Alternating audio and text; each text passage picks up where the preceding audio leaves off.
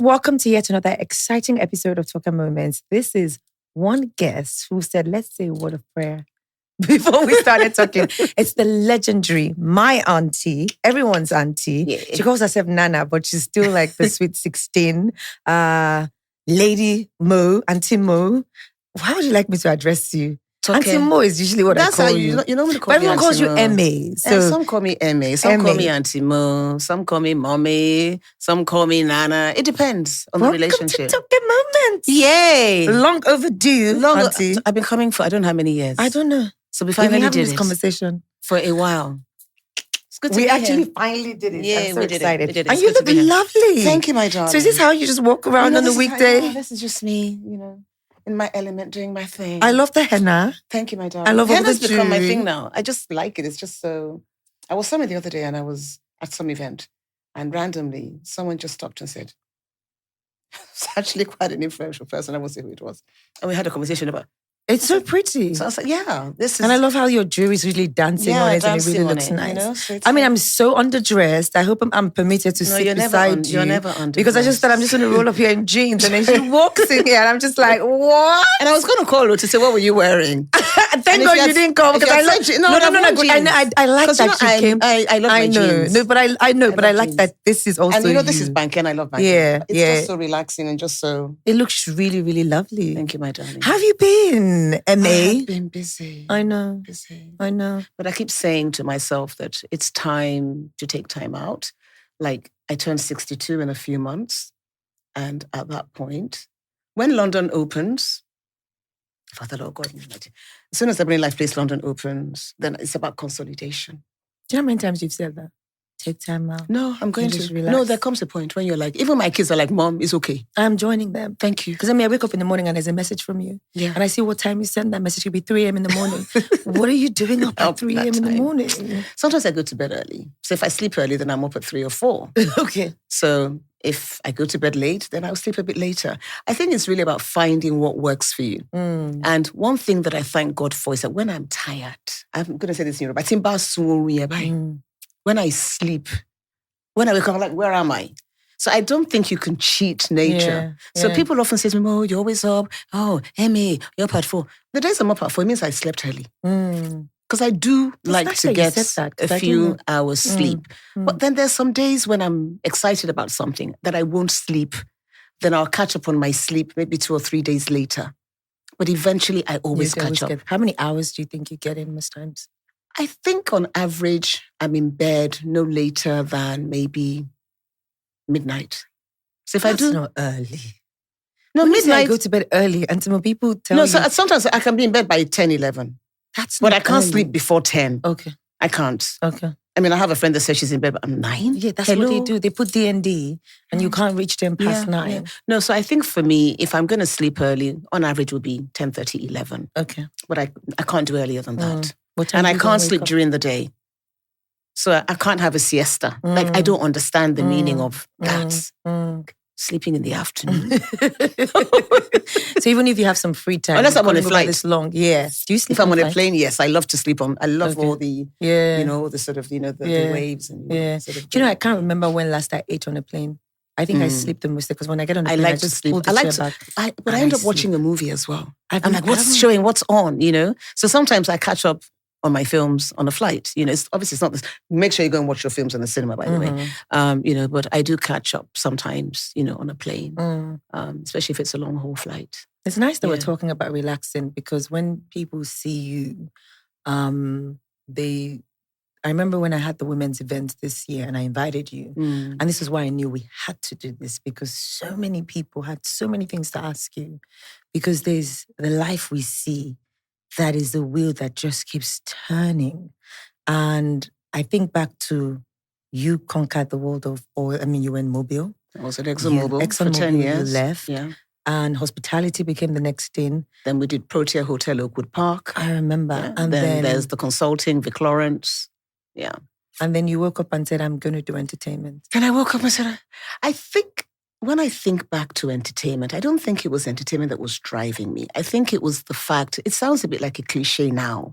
It was the fact that we didn't really have a talk, because I had no experience we didn't have a talk show that represented us. And I walked into MultiChoice DSTV at the time and I said, listen, we need to have a Pan-African talk show. And the response was, we've got the Oprah Winfrey show and we've got the Ellen DeGeneres show. Then at the time they had the Tyra Banks show, because this was this was over 20 years ago. Yeah. And I said, I understand these shows are just as important. They are global shows. But can we have something closer to home that speaks to us about our challenges, our successes? And they were like, oh, okay. But we can't commission you. You have to go and look for a sponsor. So because they dangled the carrot, go find a sponsor. And I went on a sponsorship journey of looking for a sponsor. And then eventually MTN came to my rescue and they sponsored season upon season upon season. And then Skybank sponsored, and Mr. Akinfemiwa, such an amazing man, also helped fund, me setting up my studio then at City Mall. Yeah. And because I didn't have a studio, there were no spaces. What even, I just even hearing you say that, someone is watching and thinking, maybe because she already knew the business world. So she knew the people. It does help. Don't forget that I started my journey into the media at age 40. I wasn't 25. I wasn't 22. I was I'd been engaged at Exxon for 10 years. I'd set up Vic Lawrence and Associates. I'd done Protea Hotel Oakwood Park. So I already had, what do you call it? Rolodex of people that I knew and were familiar with me. Yeah.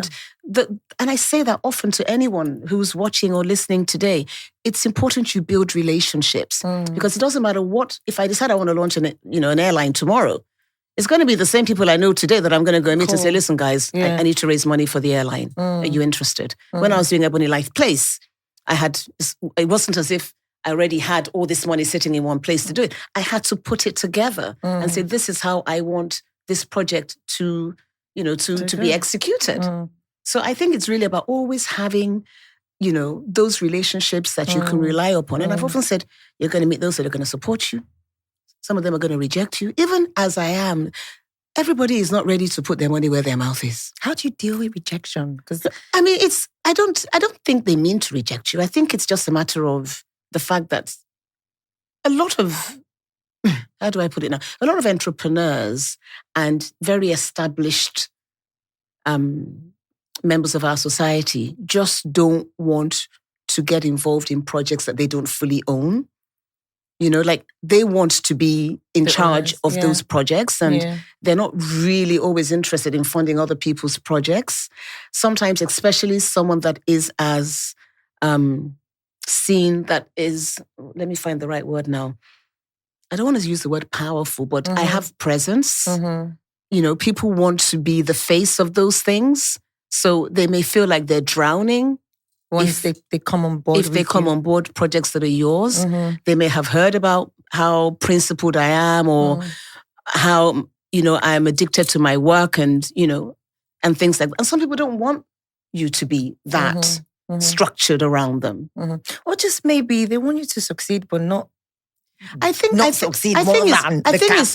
a double. Yes, I've had someone tell me, we want to be able to rein you in when we want to. You want to rein me in. You want to rein me in. Am I reigning me because you're not God? But there's that fear and the good thing is, because they're not God, when God decides to bring you the dream maker that is going to be there to help you make that project a reality, the reining in ain't coming, because God has said this is going to be your rainmaker. This is how this project is going to become successful. No one has control over that. No one has control. Actually, for everybody that says no, there's someone that's going to say yes. Every time you get a no, you're closer to your yeses. Preach. And the no's don't mean they don't like you. They don't mean they don't want to support you. It just means that they just sometimes just want to keep you where they you can are. see you. They just want to keep you, they don't want to give you more than you already have because you're seen as already having. But I'm the kind of person that I make a little go very far. I make little go very far. It's okay. Because I've been quoted on so many, you have this many billions, this many billions. I'm not saying that I thank God for what he has done in my life, but, hello. Yeah. I don't have a private jet. I mean, I don't want a private jet. I'd like to fly commercial, actually. You don't even like flying. Sorry, I don't even like flying. I've been offered so many trips on private jets that I'm like, no, I'm not good. I don't know who serviced that plane. Let me tell you guys something about Mo. She had to take this flight. And I remember you texted me so many times that, I don't like to get on this place. Try locally. I don't like to get on this place. I must make sure that it's working out. They're there. I don't like it. And I was just like, it's just 1 hour. I know. I have a phobia.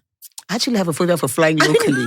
So if someone says, come to Abuja like this, I'm like, unless you are promising me that the meeting is happening, signed, sealed, done. And tomorrow's on the phone like, I'm like, let's not do that. Abuja, like, unless it's, I mean, I've done Abuja, and I do it, but it's like, but I really, really admire and respect those that just get on and off. We all have our phobias, right? I mean, we had to fly to Calabar, filming moments. Oh my God. All the time. Do you know, I was there for 3 years. How do you think? I said, Toke, every time I got on it, the first time I had to go to Calabar was a Christmas when I had to go and interview the then governor, His Excellency, Liuli Moke. And that's how we even got to Calabar in the first place. And I was invited by a dear friend of mine, may he so rest in peace, OZ, Giwamu, that said, listen, come to Calabar, come and interview His Excellency. And I think it was like New Year's Eve or something. Like, what am I doing flying around? Is this it, Father Lord? Because I just have a phobia. But I managed. I got on the plane. We landed. I said, Father Lord, God, thank you. And Calabar is the most peaceful place. Like, as soon as you land, there's just peace on earth, And we did the interview. And then I just got onto social media. I think this was like 2010 or maybe around that time. That's when I just started. And I wasn't very big on social media at all, but my office was like, Emmy, you got to have a social media account. And then I said, Happy New Year, everybody, or Merry Christmas, or whatever it was. I'm in Calabar. Someone said to me, have you been to Tinapa? I was like, no. So I was in a car with a friend who said, listen, let's go to Tinapa. We went to Tinapa, the most beautiful studio, but no one had ever sort of been there to use it. It was it never been occupied by anybody. It was just there, just looking beautiful. It was clean. The grass was trimmed. It was, And when I saw His Excellency the next day, you're trying to make polite conversation. I didn't know His Excellency really well. And I said, I took a trip the other day to Studio Tinapa. It looks absolutely amazing, Your Excellency. What are the plans? He says, well, we're looking for a partner. You're looking for a partner. And at that point was when EbonyLife TV was about to kick off. And one of the conditions that MultiChoice had given me was, you need to have a studio. And I was busy raising money to build a studio in Lagos. So when the opportunity came to go to Calabar, I was like, how am I going to be going to Calabar now? That means I've got to get on a flight to get there. Yeah. Right? You have to move everything there. So when I talk about leaving your comfort zone, I left my comfort zone. I had a phobia for flying. I was up and down. I mean, the local airport became my second home because then it was Arik Air. You would sit and wait for these flights to come. And there will be delays. Yeah. You'll be in the VIP lounge waiting for the flight, So eventually I just had to sum up the courage to deal with my phobia. Because this was where my next project was going to work from. And we were flying people in. We had a team of over 100 people working in Calabar. You were in Calabar. You came. So I had to deal with the phobia. So I think when I have to deal with it, I face it. Yeah. So I know I've said this to you so many times, but for my community, I do have to say this. Thank you for the many opportunities that you've thrown my way. It's important to always have this conversation and give people their flowers while they can still hear it. Thank you. One of the biggest things I've always wanted to ask you is, when do you know when to... You build these things? Because Moments with Mo, I'm talking about that because I was a part of Moments. You were. I actually shot the commercial. For the TV channel. For the TV channel. And we met at Wheat Baker. Yes, Wheat Baker, yes. Spoke about it and it happened. Yes. And I was very, very grateful that you remembered that. Yes. And then she had built Moments with Mo. And for a lot of people, building Moments with Mo is your project. It's your dream. When did you know when to say, I've done it? It's running. Let me give other people the opportunity. And you didn't have the ego to leave Mo. You took out Mo and said, called it Moments and hired all of us. Yeah. When did you get the revelation? And, it takes a strong person not to feel like they're giving out what's theirs. I just, Toke, first and foremost, thank you. Thank you because not everybody says you gave me the opportunity. Some people have even forgotten you gave them the opportunity. Oh, no, but that's all well and good. Yeah. But the thing is that there comes a point in your life where you are on a journey. I think once you've discovered, and I truly am not saying this for the cameras, I'm saying this from my heart. When you have found that purpose, I was 40 when I got into the world of media, right? I'd already sort of lived the better part of what they would call is your life, right? 40, you're supposed to be sort of slowing down. And then at 40, you decide you're going to start all over again. So I believe that truly God said, Mo, this is what I want you to do. And I listen. I think it's important to listen. I can only say it's inspiration because I can't say I woke up and God said, drop the Mo from Moments. I just know that it came from somewhere. And I want to believe it's because of my relationship with God, which is very personal, by the way. You're not going to see me going clappy, pray. I do in my own private space. And it's because of that. So every time something happens, when God said, do EbonyLife Place, because when we opened EbonyLife Place, 2018 or 2019, COVID struck. And you had all that restaurant the restaurant, the cinema, I just thought to myself, I said, I'm dead on arrival. What am I going to do? There was a chap that I saw a few weeks ago who put out an article that said,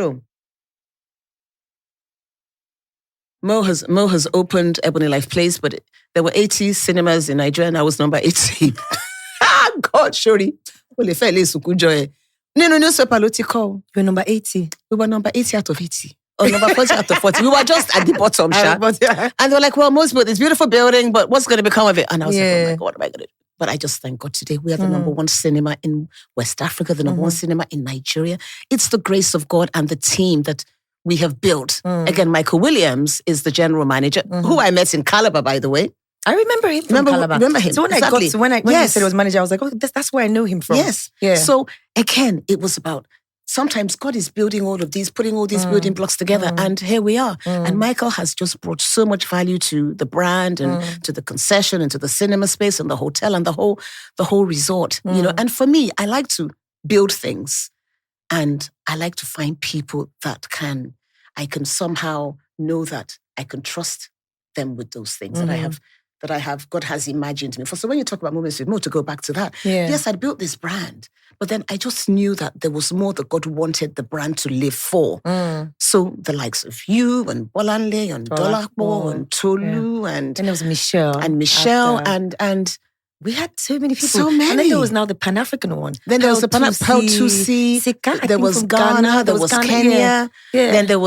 Then there was Moment Z with Tomike. And there have been... You know the funny thing? I auditioned Tomike Moment. Because I had, yes. Because we were still in Calabar, weren't we? No. We were in Ilukpeju. Yes, I remember. And I was one of the people that auditioned, and I knew she was going to go far. Yes. I just knew. I don't even think she won at that point, but there was something she came to audition for. She was one of them. She was one of the Moment Z girls. There were four. I remember four of them. Yes. So it's just, I just thank God because I think I have been given opportunities in my life. You have to give when you believe it's time to give and that you can give. And there's no better feeling than giving. It is a very fulfilling feeling to give. Somehow it just makes you feel like, yes, I'm happy I've been able to do that thing. And so I love to give. I love to build. And the Creative Academy has a great team that runs the academy. Heidi pretty much runs EbonyLife for a long time. Heidi from Calabar. Heidi and I we are tied at the hips here like this. So it's really about building a team of people that see the vision, can carry the vision, can continue to do the work. And as I said, next year I'm going to find a way. After London is done. We're holding out to that because seriously. do you know how many times you said to me, after I do this, after this project, okay, mulati take it easy. After this project, no, para me now. Show more. And that's what you say, show more. Para me now. After this project, and then I'm like, what are you talking about? 6 months, okay, what do you think about this? I really wanted it. I'm just like, oh my God, you make us feel like not anymore, seriously. No, but you touched on something that I think is important we talk about. Tearing down your life and rebuilding and doing it at 40. It's not popular. My dear, not many people at 40. A lot of people would wallow in, let me just be grateful for what I've been able to do. I said, and just many felt I was having a midlife crisis. No, it's not like that. But, no one understood that I was on this journey. Even I, at times, was afraid. I mean, I had a great job at ExxonMobil. I mean, if I'd stayed, I probably would have been MD or ED or whatever by now. I mean, a lot of people that I met there or are still there are even retired now. But I left my job. I was like, but I left to set up my consulting practice. It was after that, a year later, that I now said I'm doing moments. Everybody said, how did you deal with all of that? Because I'm sure it wasn't easy even hearing people in your circle also say that, girl. Because I feel like sometimes when we have these projects, even the people around us can be the dream killers. Not because they're haters. No, because they're worried. They're just like... So let me just say, one person that may his soul rest in peace was Uncle T at Inirugun GT Bank. He said, I want to see you. So I went to his office and he said, Mo, why are you doing this? Why are you a presenter? Money, Uncle T, it's not just about me being a presenter. There's more to the vision and the dreams and that. But I want to start with this, with this anchor project, Moments with Mo, and then build and do other projects. And I even have a project I would like you to support. It's called The Debaters. So Uncle T sponsored, we had this show called The Debaters for 2 years where we had young people, gave them a platform, debating different topics, It was quite popular at the time. I'd love to do it again if I can, if I can think about it. Someone who wants to take No, I'm not doing it. No more. I said it. Oh God! But then tearing your life down and doing it again, like it's one of those. It was scary, Toke. Yeah, I'm not going to lie to you. I was scared because there are no guarantees. There are no guarantees that what you are doing is going to work. But when you know that you have left that job and you've decided this is the path you're going to walk, I was up at dawn. I was cracking my brain. I was everywhere just trying to make it work. And I do believe that if you're consistent. If you consistently put in the work, you will be rewarded. And I think sometimes we often give up before the reward comes because, oh my God, there's pressure. I mean, there's pressure. It's simple. I wake up every day, I'm under pressure. So are you going to say no? There's a project I was working on, and something else that something else, yeah. that, the partner that I was meant to be working with is like, they're not quite sure. And I'm like, it's okay. We'd worked on it all year and they got to a point where I'm like, it's fine.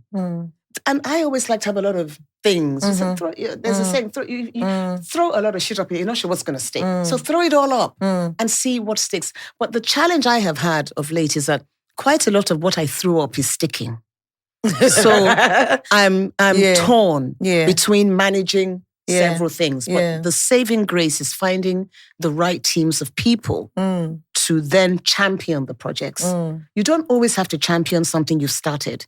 You started, as we said, look at Moments. I mean, you guys were there doing a great job. Yeah. And might I add, by the time you were stepping apart, there's this thing where people think Kanye West is crazy. And I always say, I think he's a genius. And sometimes he might not articulate himself properly, but I've learned so much from following his life. There was one of the biggest records he was supposed to have. He was supposed to do it by himself. And he thought he would get Nicki Minaj and Rick Ross. I think it's that Monster song. And when he heard Nicki, he was so afraid because her verse was so much better. Going back to you building something and wanting to let people run it and not even feeling like, what if people think this is so much better than what I started? Which is the goal. Which is the goal. Yeah, but many people their ego is not comfortable enough. I don't have that kind of ego, unfortunately. My ego for me is let's build the brand. It's about building brands and the building blocks. I can always forever say I am so super proud of the work you have done and that you did.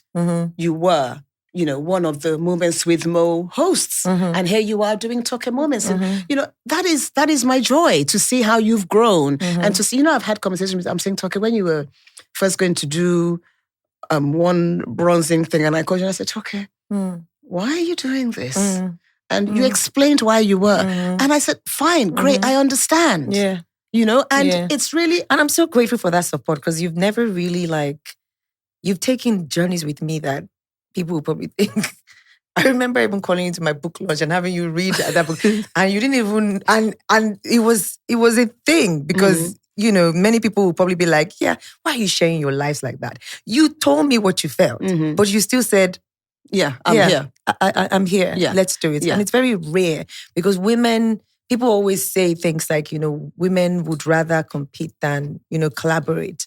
But I would say you're one of the people that have actually changed that. I love to collaborate with the right people. I mean, if you look at my latest project, Baba Segi, the secret wives of Baba Segi's wives, the secret lives of Baba Segi's wives, coming to you this December. It's a collaboration between myself, Nile, Genesis, Silverbird, and Flytime. Because I just don't think there's any point there's so much more in the power comes from the team because we all bring different things to the party. So I will collaborate. There's some things I will do by myself, but collaboration, I think, just brings so much more power to what it is you're doing. So let's talk about your journey in film because, I think we're very similar in when people ask me what drives you, I keep saying to them, I just don't know how to fit myself into a box. I'm always thinking, because when you did TV and had this TV station, you could have been like, it's great. Nobody's doing what I'm doing.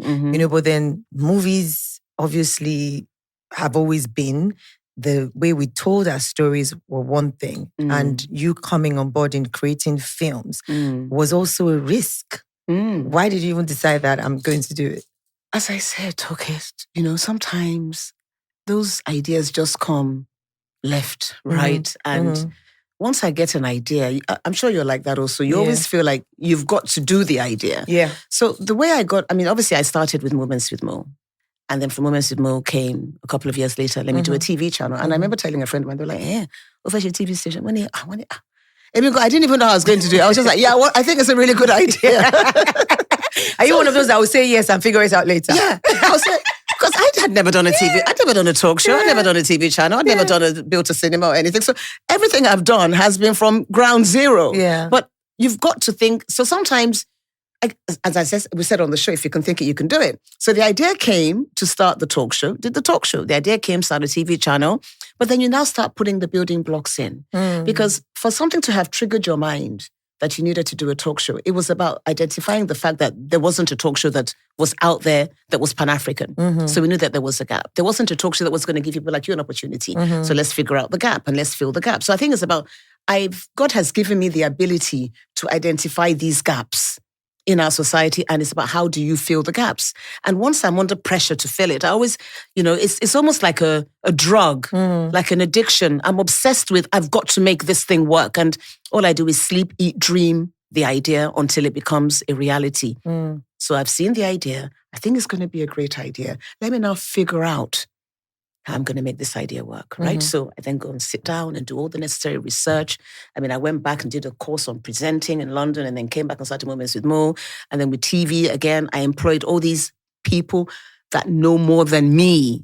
Because sometimes the best way to build, I never want to be the smartest person in the room. I want to be the dumbest person. I hate being the smartest person because I know I don't know everything. I'm always learning.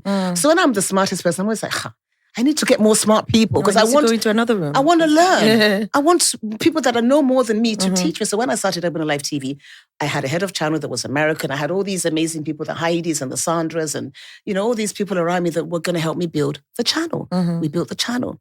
Then when I was turning 50, I said, how do I want to celebrate my 50th birthday? My event planner at the time was Fumi Okigbo.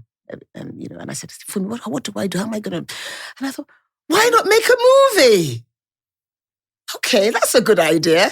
Let me make a movie about turning 50 and then we can have a big, beautiful red carpet. And it started like a bit of a joke. Like, let's just make a small movie.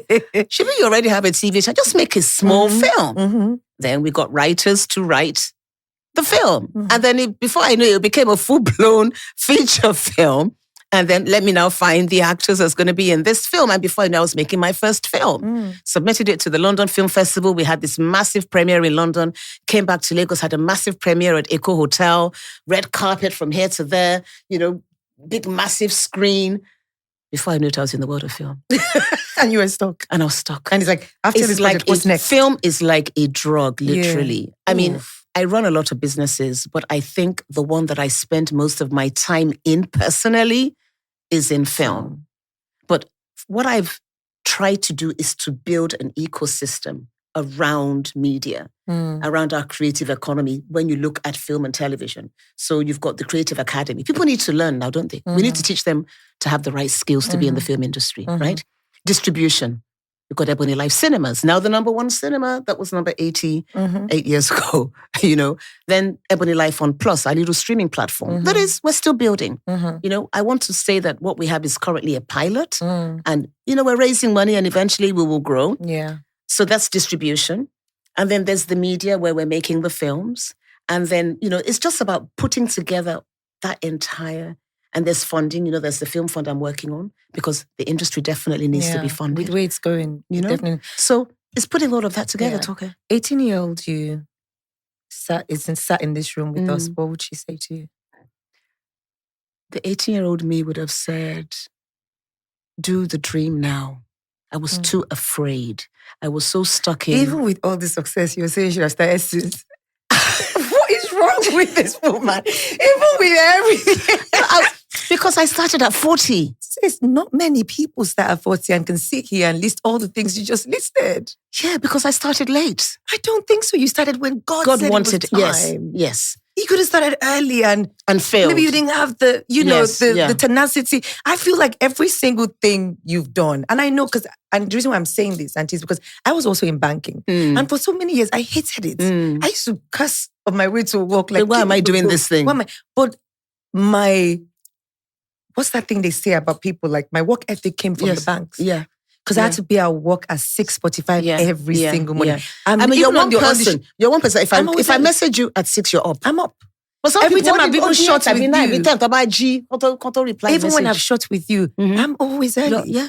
And it came from the banking days. Yeah. So for someone who is watching you say that, it's like, I'm 27. I feel like my life is over. She's 40 and she said, I wish I started early. So I just think maybe if I started earlier, maybe I would have had more experience. What more experience have you not gathered on your way? Well, to my younger self, I would say, chase the dream. No, the question is, your younger self looking at you now. Okay. Like, what do you think she would say to you? At 18, did you even think this was going to happen?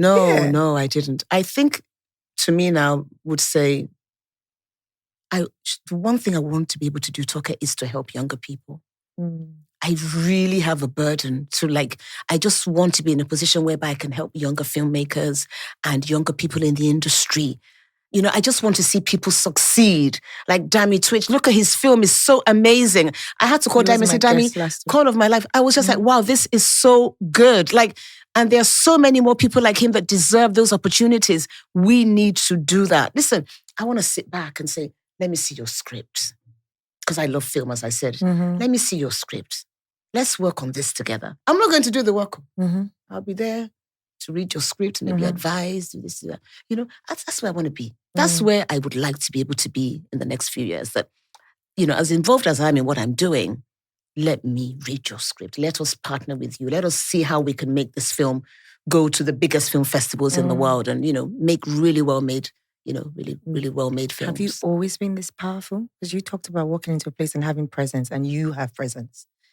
Have you always been this? When I said that, I didn't mean it because listen, my friends always say to me that I don't have any airs or graces about. Well, no, I don't think that's what it is. Me asking that is, you do have that presence, right? I don't. People tell me I do. You do. People tell me I do. Let me tell you a funny story. Before I knew you were here, because everyone was like, Devils Wear Prada. She's here. I was hearing down the corridor. I was like, oh yeah, she's here. No, but Toke, seriously. When my grandkids are there, they're like, Nana, my kids, mom, yeah, whatever.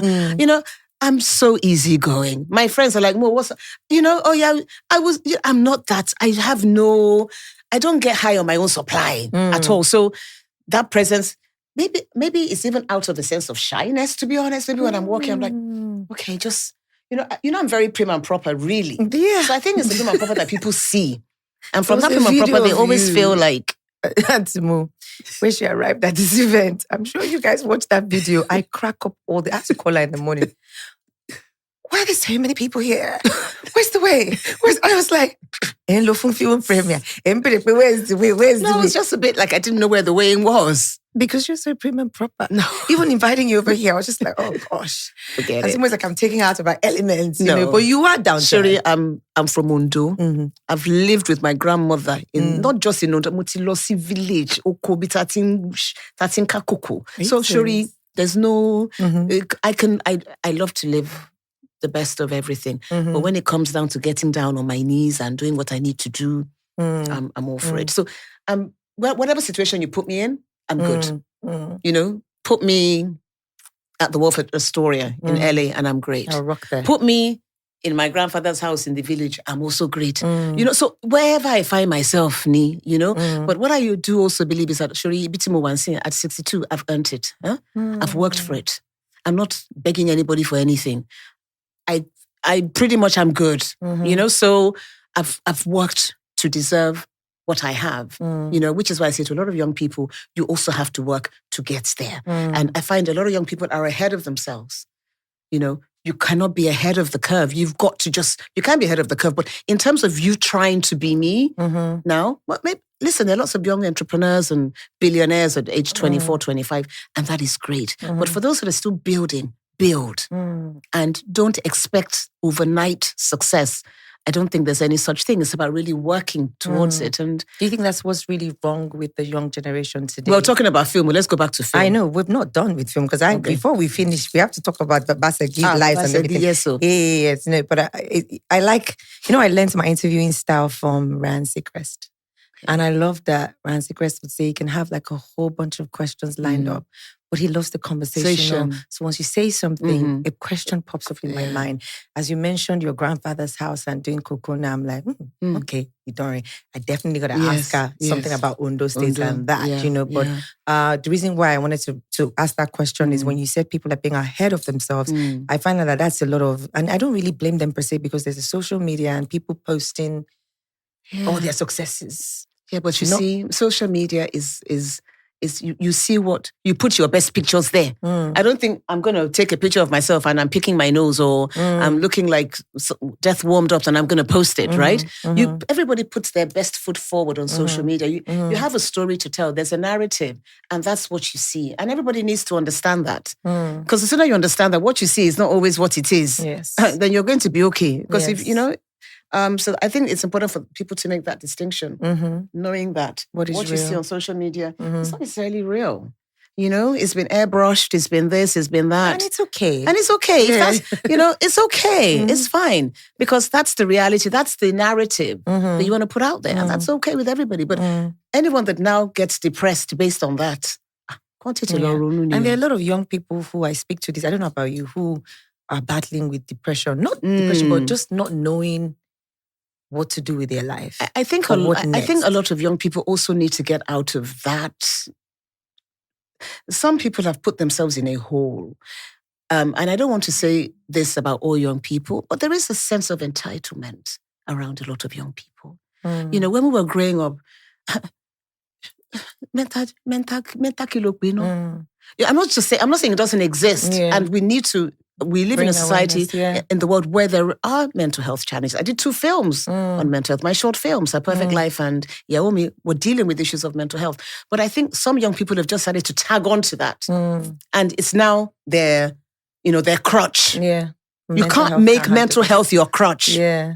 Get real and understand that there are going to be challenges in life. Real challenges does not make you a mental health patient. But if you are, then of course it must be dealt with in the right place at the right time. Yeah. But you've also got to be strong and firm and understand that life is going to deal you many blows. Right? What would you say has been your most challenging movie to make? Movie? Yes. Because you just talked about the movie. Talking about movies. I think this one, I think Baba Segi has been. Really? Yeah, listen, I've been out of cinema where I haven't had a film in the cinema since 2019. The last film was in 2019, and we were at the box office every single Christmas, from when we did 50 to The Wedding Party 1, Wedding Party 2, Chief Daddy. So we were there until COVID struck. And the last film that we made that was meant to go to the cinema was Oloturi. But COVID struck around then. We decided to partner with Netflix on that movie. And from that point on, we just said to ourselves that, you know what? Netflix came in, they offered me an amazing deal, and thank you, Netflix, for that opportunity. And I'm sure you saw Blood Sisters 2 recently, So from that point on, I decided to take a break from cinema because it's a lot of work. I mean, my kids would say, Mom, I'm like, they're like, Mom, are you okay? Because there will be meet and greet today. This one tomorrow. I never had a life. I didn't have a life for 5 Christmases in a row. And I thought, you know what? I'm done. Let me take up this Netflix opportunity for now. And the Netflix came and the Netflix did their thing. And it was great because we did 10 projects with Netflix. 10? 10. Wow. Yeah. We did 10 projects. We did Oloture 1. There was Oloture 2. There was Castle on Castle, Castle on Castle 1, Castle on Castle 2. There was Chief Daddy 2. There was... Chief Daddy 2 wasn't cinema? No, it went straight to Wow. Okay. went straight to Netflix. Then there was Sunday Affair, about the guy that was fell in love with 2 women. There was Election Oba. There was War and Revenge. So all those projects we did. And Blood. Then there was Blood Sisters 1 and Blood Sisters 2, which just came out recently. So there were 10 projects over that 5-6 year period. And now, so my biggest challenge is going back to the cinema. How are you feeling about that? I love a challenge. It gets me up. And I'm not on the journey by myself. I'm on a journey with some amazing partners. As I said, Moses has been great.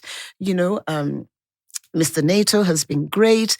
Cecil, Keke, Mr. Guy Murray Bruce. I mean, these are good people that have been in this industry for a long time. So to be working with them on this project is awesome. Yes, it's an EbonyLife film because we were pretty much in charge of, the production. But in terms of, it's an ecosystem. Yes. And they're there to support the process. So it's great to be back. It's, as I said, it keeps me up at night. But I'm enjoying the ride because I'm learning new things. I'm learning about, you haven't been in the cinema for 7 years, okay. What is it? And 7 is that number of perfection. Yes. So I'm holding on to that. Yes. And for me, the cinema space is massive. We're at EbonyLife Cinemas. We've got 5 cinema screens.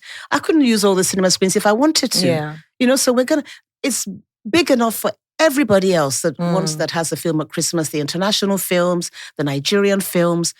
I just want us all to do exceptionally well. And I think there's an opportunity for us to do that, So do you feel like there's less pressure because you own the cinema that's going to obviously show the movie? And for other people who are making movies and going to say, which cinema would I have to now But I can't make the revenue that I'm hoping we make just from my cinema. It's going to take a collection of cinemas, and I don't own all the cinemas. Is it going to be shown across other cinemas or just yours? No, it's going to be shown all over Nigeria. Yes. In cinemas that are part of this collective and cinemas that are not part of the collective, because it is a film that's going to be distributed nationwide by Nile and by Genesis Cinema. So they're going to be the distribution partners.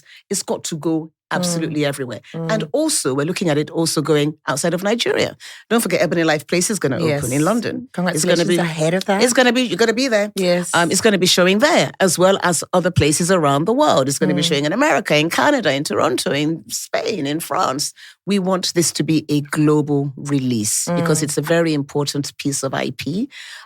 It's fully Yoruba. It's because Baba Segi and his wives are your typical Yoruba family. I read the book in school. Living downtown, imagine those Yoruba families. We're Yoruba, but this and could the chaos that happens. And the chaos, different wives. Different wives, everybody is there. So it's very much an authentic Yoruba story. I'm very, very happy with what we've done. The film is absolutely amazing. Our cast are awesome. Otulade is Baba Segi. Iyabo Ojo is Iya Segi. Mercy Aigbe is Iya Toke. Bimbo Ademoye is Iya Femi. And then Omo Omidada is Bolanle. The latest Iyawo Kekere. The Iyawo Kekere loan. Ojo Amari. Ojo Amari. Honestly, but I'm excited. I'm excited to be back. And I see that there's a lot of, I was talking to Auntie Mo. I'm like, okay, so what day are we going to do this? Like, just give me a day. So I got to shoot content for Baba Segi. I'm like, oh my God. And I like how, as you said, you get down dirty and you're in the middle of it. Yeah. That's it. For the last 2 days, we've been shooting content, because that's it. You've got to shoot the promotional material. You've got to do your trailer, your teasers. Content, ni. You guys are the one that taught us now. Yeah, but I see your content now and it's over the moon. Like even your going out content, like your videos, everything is just on point. Hello. How do you even look this good at 62? I gym. I look at Kate's videos in the morning. She annoys me though at 6 And a.m. I'm like, Kate, get out of my face. I had to send a message one time, like at 6 a.m. How do I open Instagram? And I'm just in gym dancing. I'm like, so I'm working out. Yeah. I have a gym at home. I have an instructor that lives on the mainland. So by the time he comes to my house, you have to get out of bed. Itijugolo mamumi. Timba, so okay, blessing, I'm coming. Then I'm up in my gym, it's in my rooftop. And I have a great view of Lagos. And I'm working out. So I'm working out, I'm eating. I only eat. You don't eat. I was eat. just about to call you. You know my favorite food is Eba. And so, you don't eat. I do. Fruits. I eat too. What are you talking? No, I can't even see my eyesight. It's so bad. Let me just wait. I eat. So, but I try to have one main meal a day. I don't, just one meal. And I try to have that meal around 5. I'd have something very small for breakfast. And that breakfast is really not really breakfast because I do intermittent fasting. So literally around 12, I'll eat something light. And then I'm going to have a meal around 5, 6, and that's it. You know why I said you don't? We've been to too many parties. And I ate amala in that party now, Shola's party. I forced you to eat the amala. But the amala was so good. Exactly. And then you now said we should even have amala dates after. Yes. And in the beginning, she was just like, no, because the intermittent fasting is one thing, but you, as you said, you only eat once a day. Yeah. And Mo can be at an event for 6 hours and you would not eat until I get home. Yeah. Mo, if you die tomorrow, are you kidding me? So you say you let this amala, this delicious amala So when the go. amala came, it was nice. It was nice. The stew was really nice. It was really and nice. And we still haven't made the amala dates, which we have. Yes, we will do that. I think we should do that maybe when Baba Segi comes out. Okay. Because I think it would be nice for us to have like a pajama amala party. Okay. I would actually be on you and I'm going to set it up. hold you so to we have the cast and crew, people come in their PJs. Yeah. And we eat amala. Okay. And maybe we get that amala girl to actually Yes, Amala Zone. Yeah, she's in touch. I took her numbers. I was because the amala was so good. So are you big on, because I remember you and I have had this conversation in the car. Are you big on people calling you auntie or Nana? I'm very traditional. Auntie, but you I was brought up in Ondo. For saying hello. I was brought up in Ondo by my grandmother. When they see the mother come on me anyhow, but yeah. But do you blame them when they see you and you look like this? No, because some of them, the thing that annoys me the most is that there's some people that are younger than me. They call them mommy. You told me auntie.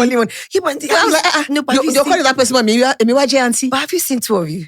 No, that's not the issue. No, but it's not like I'm using. It's not a matter of respect. Mommy comes out because she looks like a mommy. You don't. Okay. So when I see you, it's not like I'm trying to not say. It's just that I can understand how people can see you and just be like, hi. I get that hi. And I call them and I say, listen, where are you from? I always like to know where they're from first. Then when they tell me where they're from, because if they're not Yoruba, then I can be a little bit more forgiving. But if you're Yoruba, I'm even older than your mother herself in some cases. So do you understand? Because I'm a grandmother, to be honest. So I correct them politely. But it's just important that we should never forget our culture. I have some sisters that are my sisters, my egbons, that are 3-4 years older than me. And you call them sis. Sis or auntie. And because what she call me here, and I also, my kids as well, so at times they're like rolling their eyes. I'm like, no, Mr. Chukuma, Miss this, Miss that, because that's how I was brought up, and that's how I want my children also. So they're also very respectful, because Bimoshe told one here, so I think it's important to be respectful. But to go back to, I think age at times, and you'll say, oh, why is someone looking this way? I think sometimes what's inside. It's about how do you feel as a person? When you wake up in the morning, and I love to be able to look in the mirror and think, no, share anybody. I don't wish anybody any harm. I wish everybody well. You've got to know in your heart of hearts. Don't say one thing and be thinking another. Because I find it's rampant in our society that you're saying the nicest things and then you're stabbing the person in the back.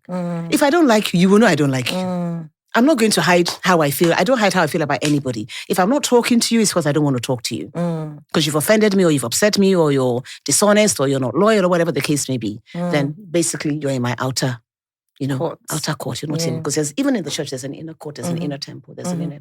So for me, I can look myself in the mirror knowing that Mo share, Mo jikwe, I'm looking for anybody's downfall. Like even on my film project, I wake up thinking, how can I make this film work? What are the activations we need to do? I'm not looking to say, how can the next person fail? I want all of us to be successful. So for me, the key is success. My focus is always going to be on how can I be successful at the things that I do. And staying in your lane. And staying in my lane. And how can I help the next person to be a better person or to be the person that they want to be. And I think once you can look in the mirror, knowing that, I think you're going to be okay. I think those that don't do it have their own internal wars with themselves. Yeah. And they need to look in the mirror knowing they've got an internal war with them because they don't want the best for the next person. But how do you deal with, because I'm sure your wealth of experiences is not only in your career, because you've had an incredible career, early, late, whatever it is that you've done, you've made a mark. And I'm sure that wasn't easy for you also personally, in terms of friendships and just knowing the right people to grow with. And when something is not working anymore, how have you been able to navigate, friendships, for instance? I think it's listening to your gut. I think sometimes when you're much younger, it's like dating the wrong person. You know this guy is not good for you.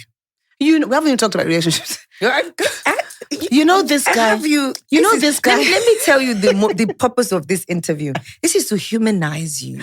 Okay. This is literally to humanize you. So I'm not seen as human, guys. No, I'm not saying that. I'm not saying that. But I mean, I'm sure people have never, because they see you as this successful mogul, which you are. And I don't take anything from it. I celebrate you all the time, privately and publicly. You do. Yeah. Because it's not easy. Do you know what I mean? Like, we're younger than you, but you came into this industry and you hit. At the end of the day, we all have the same 24 hours. You know what I mean? So, but people don't necessarily know you as a person. And I've sat in rooms where people would refer to you as a shark. Yeah. I mean, the thing is that what I always say to that is that if I was a man, they wouldn't say I was a shark. They were going to say she's an astute businesswoman. You see, women are sometimes not given the due respect they deserve in the business world because they are on top of their game. For me, I am very principled. I'm very disciplined. I believe that if we have an objective that we've set for ourselves, we must achieve it. And some of the falling outs I've had, even in the industry, I would say has been because I'm not working to your standard. I'm not going to lower my standard because of you.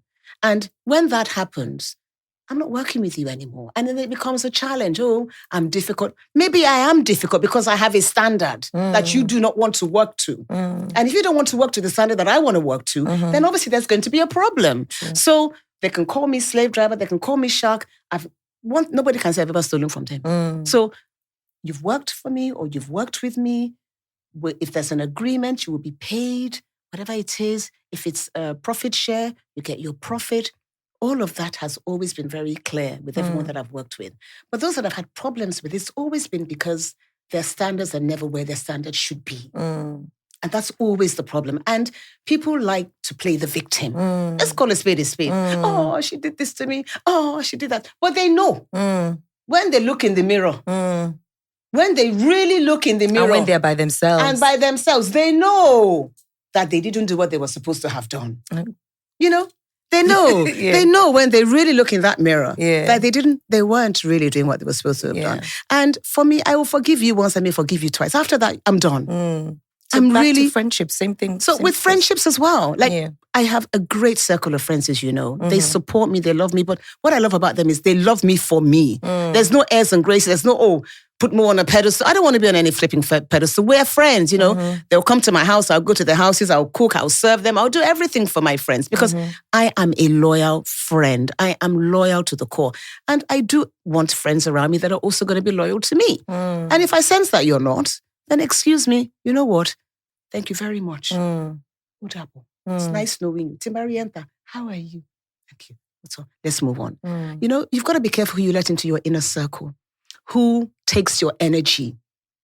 Because we all survive on the energy around us. And I don't want to have anyone give me negative energy. There are some people that I don't know them well, but when I meet them, I feel their negative energy.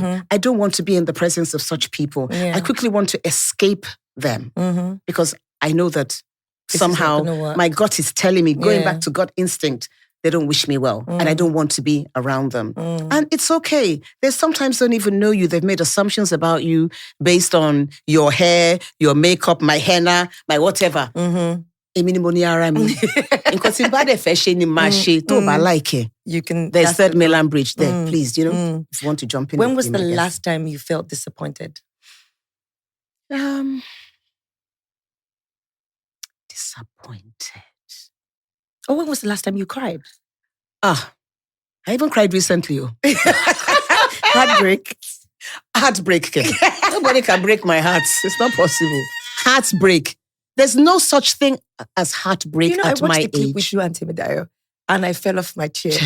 Because she's like, Mommy, boy, it's a real thing. And why would I be crying? I don't understand. If I cry, it's not because of man. It may be because of my walk. A man cannot make... Toke, surely maybe when I was younger. I mean, we've all been there, done that, bought the T-shirt, but not at this age. I was having a conversation with somebody this week, and I could see that she was trying to convince someone about this relationship. And I said to her, listen, you cannot make him be in the relationship with you. If he wants to be in it, he will be in it. If he doesn't want to be in it, he's kidding you. Leave him. Move on. He doesn't want to be there. But how do you get over stuff like that? You have to, because you need to read the writing, guys. It's not that easy. It is easy, because Shema won't watch anybody. And to young girls, he will sleep with you, he will deceive you, he will lie to you, and you're still there? Doing what? Sometimes people are the pressure of... Pressure of what? Of being with a man. A man that doesn't want you. And sometimes they don't come out to say they don't want us. No, because he's lying to you. You know in your guts that he's messing around. True. Because he hasn't called you for 2 weeks. Yeah. And no one is He's ghosting busy, you. Right? He's telling you he's busy. Busy doing what? Chasing somebody else, probably. So, those types of people do not want you. Please, ladies. So someone who is watching you right now, because Auntie, I must say, with the way you look, I'm certainly sure that there are people that probably, they have you on their wish list. Like, I can be on their wish list. It can be a wish. Anybody can have it. I have wishes. But what does it take if they wanted to take you out on a date? They can ask me. Would you say yes? It depends on who it is. Right? Yeah. I'm 62 years old, right? And I have set certain standards and goals for myself. So if you can meet my standards and my expectations, maybe you can take me out. Maybe you can't. I was telling a friend the other day, I said, can you imagine, this guy sent me a message. When I told her the guy's name, she was like, oh, real?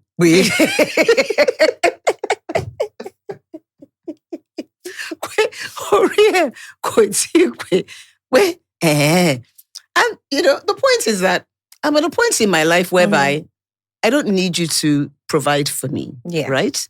I can pretty much provide for myself. I can provide for my family. Which I do, you know. The thing is that I don't want anyone in my life that's going to be a burden on me, right? So I'm at a point in my life whereby I need to respect you. I'm 62, and I can't date younger men. Why? I'm very traditional. And so you'll be like a hot cougar, by the way. No, I could not do it. Younger could be, what age is the youngest? I couldn't 40. I would rather date someone my age or someone slightly older, right? So you would never date like a 45-year-old guy who's doing well, who is responsible? I don't think so. And I feel like when you sit with him, you always say, I'm 62. Do you always say No, I don't say. I'm saying it because we're having a conversation. So I said it for a purpose. Okay. I'm saying it because I'm going somewhere. In that I would rather date somebody that was my age or older than me, right? And therefore, in order for me to respect you, you must have achieved something. Because if you haven't achieved it at 60, prospects can walk in that category. So when I was much younger, of course, my husband and I, we were working together, we're achieving together, you're planning together, you're 25, you're not looking, I'm not, what's the word? Materialistic in that, when I was 25, you must have everything. But at this age, I'm materialistic. You have to be. But not in the sense of I'm after your money. But in the sense of you must have achieved something. And also just for you to be on the same wavelength. Yes, I can't even have a conversation with someone that hasn't achieved anything. But let me tell you this. there are many young men who have achieved so much. Yes. And age can't be the only reason why you count that person out. Well, I don't know, Toke. I mean, traditionally, I haven't, I have been approached by some younger men, but I find it really like cringe. And I'm very traditional when it comes to relationships. Like, I want to be able to serve you, I can't serve a younger man. I'm telling you, for 12 years, I'll be serving him. If you're in love, I don't understand. Love can make you do love. That. If 45-year-old, okay, here's your food. Me. No, but Auntie, I'm saying a possible. 45-year-old man who has built something, just as we're saying. It doesn't matter if he's built it. I mean, unless I can unlock that thing in my mind. Yeah. I also think because you're an alpha female. Maybe. There's a thing with alpha females, like you have to respect who you're with. And I also say if I'm like that, but I'm very comfortable just being me and not having that relationship. There are some women that must have a relationship. I am obsessed with my work. But your work can't be all that you're obsessed with. You'd be amazed how much I love my work. Nobody understands. Even I don't understand. Because I'm like, even my prayer request doesn't even say, I want to... A man. Or I want a relationship. Marriage, would you get married again? Why would I want to get married again? Why not? No. What I would like now is, if I can find the right companion. I've got my beautiful home. He's got his beautiful home. Homes, actually. In different countries. In different countries. Okay. And because you have homes in different countries. Exactly. So if I have homes in different countries, you too now. Minimum. Let me see, she share. So anybody say me no about rinsing. Come on, she share. Till by day, she share. Unfortunately, could work because I do respect people that have achieved. Would you consider a foreigner if you find that in as I said, if I find the right person. If he's not Nigerian, would that be okay? My kids have actually said to me that they think this man is not in Nigeria. I'm sitting across from you and I have to agree with them. I feel like your standards, there's standards and there's standards. So they don't think the man is in Nigeria. So I picture you with like this tech founder, billionaire, your age, Monaco today. And then you can finally now relax after this September. After this September. And then he's like, babe, what are you doing for the next 3 months? Yeah, Because you deserve that. Yeah. That would be nice. And then I think it would also change the narrative that women that this successful, can't succeed in love. Because unfortunately, a lot of women who are successful have this same issue. But I think it's not about not succeeding in love. It's about actually wanting it. Because the thing is, if I put it on my list, okay, if I said to myself today, my objective was to find a man that was a tech billionaire, I would do it. I don't even give it enough time. Because, anything that you want to achieve, you've got to give it time, right? It's not priority on my list. So in order for it to happen, I've got to make it a priority. And I haven't done that. Yeah, but I'll say this to you. Even if it's not priority, please leave that door open because you're so focused on not it being a priority. I don't even see it. It can happen. Yes, it's probably passed me by. I've probably been on a flight with him or been at an event. And I need to be on that flight with you. Yeah. So we need to don't shut the door to it. I know you're not looking for it, but maybe But I really... Maybe expand it to maybe dropping the age lower a bit. I know. We'll pray about it. Okay, Mo, because... hello? Anyway, you're still going to come on my show, right? Yeah. I'll be retaliating. And, we'll talk about that. But yeah. But the thing is that I don't know. I'm not, my head is not there. I think you've got to have the headspace to wanting to be in a relationship. And my head's just Do you feel not like there. if you're in one now, it would suffer? Because I think it would suffer. I mean, it would have to come when I'm not under pressure for my projects. Like, I'm not making a film, or I'm not about to do EbonyLife Place London, or, and one other big project I'm working on. It would have to come because that's all I sleep, eat, and drink. I mean, my PA, I thank God I have a really great PA. She understands me. She's always there, always supporting me. Even at times I'll say to her, listen, I'm sending you the email now, but don't reply it tonight. Reply it tomorrow. Because if not, she'll be replying it at midnight. So it's good to have people around you that are really that keen. And Heidi as well is always there. Michael, Esther, I've got a great team. My lawyers, Omotayo, Dayo, Buki. I have a great team of people that are around me working all the time. But I know that if it becomes a priority, Toke, I will be in a relationship. You know, I always say you have such a blessed life. Like your mom is still here. Oh, my mom. And My mom is turning 85 like, this year. And you're really close to your mom. Yes. You never really speak about your dad much. My dad died when I was 11. Okay, probably that's what it is. So my dad died when I was 11. And then your mom has really done a fantastic job. My dad died when I was I'm so happy she gets to see her great grandchildren as well. Because so they came, blessed. My mom was at my house last week, because she has a flat at my house. And then my grandkids came because Tim like, Mom, the kids are coming for the weekend. No problem, drop my grandkids. I love to see them all the time. So I was like, Dobale for your nana now. Dobale for your great grandma now. They'll be like, learning to Dobale and all that.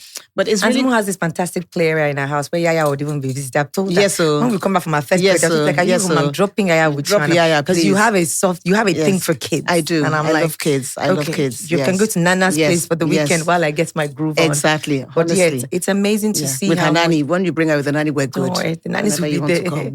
But talking about your grandkids, like it's so nice to see the switch. You're this businesswoman per day. And I feel like they're the ones that tug at your heart the most right now. They do. My grandkids, oh my God, doesn't matter also the day I've had. As soon as I see those kids, I'm like, everything just melts. Everything just melts. There's nothing like it. Like when I came to meet Yaya, I just, there's just that love, I mean, I went shopping for her in London. Thank you so much. If you see the amount of clothes Auntie Mo bought, she's still wearing some of them. I'm like, whoa. Auntie Mo came ready, and that was really fantastic. I just love babies. Yeah. I mean, at one point I thought, should I open a nursery? I was like, no, I can't open a nursery. I can't have all these kids everywhere. No, I don't need another business. Thank God you didn't even do it, because I'm sure you would have done it. Oh my God, no, I didn't. I just thought I would have to have like one nanny per child or something, Yeah. I thought, maybe you get people to bring their nannies, the kind of nursery that they can bring their nannies. You do it. You should be thinking about it. You should. Yeah. Because, you've got Yaya. Yeah. I'm sure you're going to have more, so you should think about that. Auntie, that pressure. She was one of those people that said, Tete, BKG. Yes. Just back to back. I'm like, Auntie, please. So, it's a lot. So relationship, I don't know how you did that.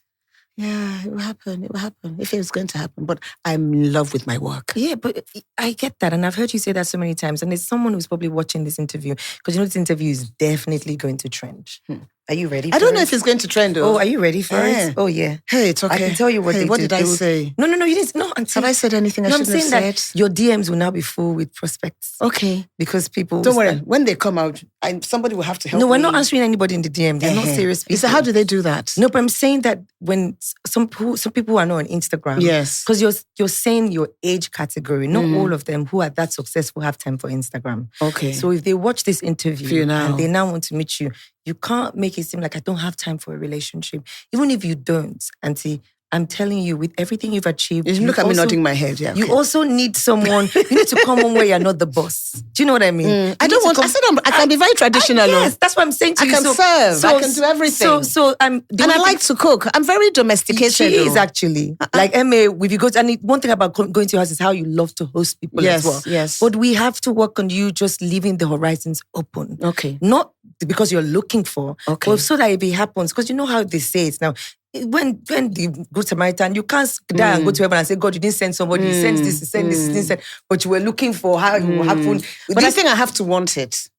I think it comes, you have to want it. Can I tell you that when you meet that person, maybe I'll know. Someone that ticks the boxes, we can have all these boxes, but the realistic things in the boxes, right?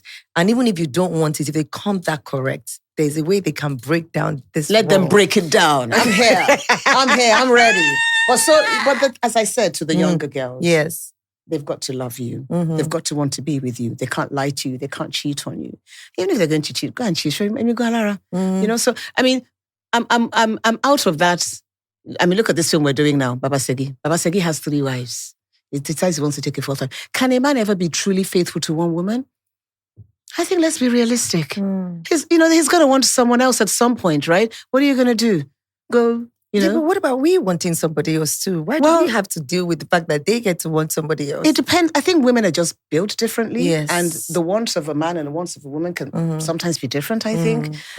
So for me, even to go into that relationship, do I want your loyalty? Do I want you not to cheat on me? Surely, I don't even want to think about it. It's just too much. Do you think that because you've been alone for so long, it's just better to just, you have your thing? As you said, I have my house. I don't need somebody else in my space or breathing in my space. I think it's even finding the time to have a relationship, because I'm so vested in the things that I'm doing. And I'm not just saying this because sometimes people think you say it because it's an excuse. I think I'm so vested in the things that I do that by the time I'm sleeping, I'm tired. Like, I've had a great day. Today, I was meant to be here at 3:30. I got here nearly an hour and a half later because I also was shooting some content. So before then, I had this Zoom call and my day has been... So by the time you're dealing with your day, how much more time is there to say, I want to do all these other things? And my days are full. Yeah, but you might meet somebody who is also as busy. Yes, and that'll be great. Champion all these projects you're doing. Oh my God, hello, I'm waiting. I'm waiting if you're listening. And that's the thing, because we are so independent, you're like a man. Like, at some point, we all become like men because there's no choice. We don't have a choice. Do you know what I mean? Because you've been doing this for so long. If nobody does it, who will do it? You have to do it. Okay, I'm just so comfortable in my space. Like when I get into my house, you know when you've been there, I'm just so comfortable. I know. And more truly, just consider maybe dropping that age gap, because there are men in that setting too. You don't also want to end up with men who are that successful. Sometimes they're not okay. Sometimes they want to control what you build. Sometimes they want to give you ultimatum of, if I come into your life now, you can't be saying this project. You know, there are many young men. But as we said, I'm going to start consolidating. So maybe when I start consolidating, I'll be able to have all these dinner parties. So if you meet a 48-year-old I'll be able man, to, have dinner parties for them and, help them host all their events. Exactly. And they say, for instance, you meet a 48-year-old divorcee who has built businesses. But but the age gap is very wide. Kris Jenner is dating someone who is... Hello, Shuri. They're in another world. I thought I'm very traditional. So I do not... we have to give out something. That's why they always say that when we make those lists, we have to compromise. I haven't even made the list. You have to. I'm going to be on you for this. Okay, be on me. Before we see next week, have to definitely have a list. Okay. And you have to tell me 3 things, 3 assignments. Because until you've built a wealth, your career unmatched. But your personal life and resting, I want to be on.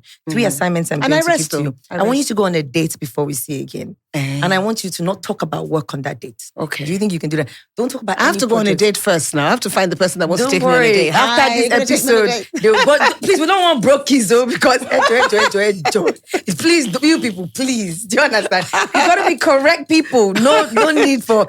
And then just don't talk about work. Okay. What will I talk about? Life. How your henna is beautiful. Do you like my henna? Yeah. Oh, I love my henna too. Yeah. And Antimo knows how to turn it on. You give me very soft. Just be like, sometimes... I can be. Yeah, sometimes just talk about whatever. The music in the restaurant. Talk about the weather. The weather. Do you get, like, what did you do today? Try and listen to what they did that day and what their world is like and what business they're conquering. And be like, act like you're interested. Yeah. That way. No, it's important to take an interest in. And I love taking an interest in other people. I think it's very important. And also, number 2, you must really, after this Project London, take out time for yourself and just... I said, Toke, after this London project. Yeah, hearing, you guys. You are my witness in here. Because next you just see Antimo and I say, this is how she will come on Instagram. Hello, people. So we have this another project. Did you not just say you were going to rest? But this has really been breathtaking. I love the fact that people get to see this side of you. Thank you. Thank you for, it's been really, and it's also therapy for me, to be able to talk to you, because you and I talk anyway. I mean, look at that road trip we took to Ibadan. We were talking all the way there and all the way back. That was many hours, So you and I do that. Yeah, we do that. So, and thank you for the doors you've opened for so many young people. Thank you for leading and leading graciously, because it's important. There are many, for lack of a better word, bitter older ladies who are looking at the younger girls and thinking, why do I even... But you're not like that. And it's very important that, people see someone who is creating a creative academy who cares about the younger generation. Because no matter how great and how good this is, the wheel would eventually turn. Absolutely. But your name is always going to be amongst those who walked this path and was a leading example. You've won so many awards. You've done incredible work. Many awards, yay! So many. Thank God. Yeah, so many. Nice. It's nice to be appreciated and to be rewarded for the things that you love to do. So, Forbes, Time magazine. I mean, these are things that you can't buy them, Toke. You just can't. I mean, these are things that I'm like, wow, this is... So, glory to God. And, So come December, guys. Come December, Baba Segi, The Secret Lives of Baba Segi's Wives is coming to a cinema near you. Make sure you take the love of your life to go watch it. Because Kris, she will have a love of her life by then. Toke. He will buy the whole cinema. He will buy all of the cinemas. And Mo, I will give that speech at that. Even if people like her are going that God now arrest. If marriage now happens, I'll be the one to say clink, clink, clink, clink, clink. My auntie never wanted this. But we thank God that finally the Lord thought about somebody that is worthy of her. The kiss of at last.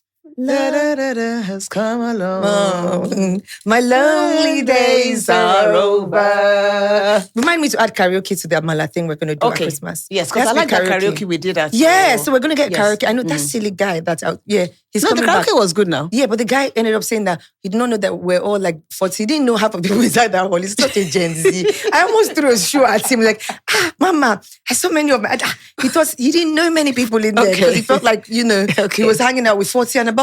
Okay. I said, what does that even mean? But he's going to come to the one we're going to do an Amala date. Yes. And then we can't make it an open invitation. So you guys are just going to have to follow us. Don't worry, we'll let you know. You'll be told. But that's really what I'm going to do towards return. That's my donation to it. Okay, thank you, Still darling. pajamas. Okay. I'm going to make sure we make it work. God keep all of us alive till Amen. then. Amen. But we have to go to the cinema to watch it.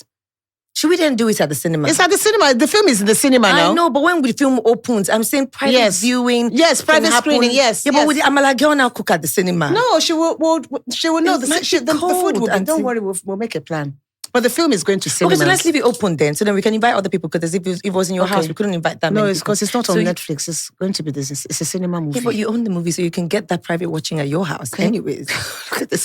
but we'll do the cinema, actually. Yes, we can. And we can. I've done that for some very influential people in Nigeria. They've paid extra for us to bring the film to their homes.